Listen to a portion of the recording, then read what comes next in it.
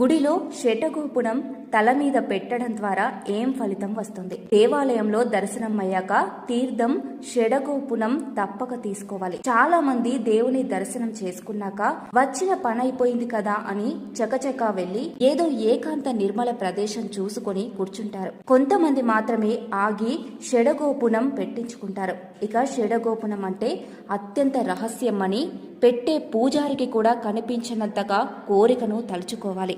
అంటే నీ కోరికే షడగోప్యము.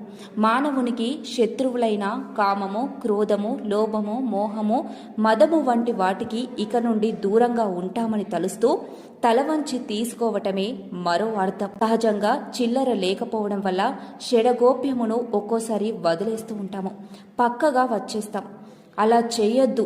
పూజారి చేత షడగోపనం పెట్టించుకోండి.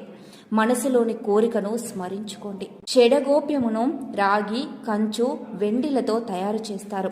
పైన విష్ణు పాదాలు ఉంటాయి. షడగోప్యమును తల మీద ఉంచినప్పుడు శరీరంలో ఉన్న విద్యుత్ దాని సహజత్వం ప్రకారం శరీరానికి లోహం తగిలినప్పుడు విద్యుత్ ఆవేశం జరిగి మనసులోని అధిక విద్యుత్ బయటకు వెళ్తుంది. తద్వారా శరీరంలో ఆందోళనగా ఆవేశం కూడా తగ్గుతాయి.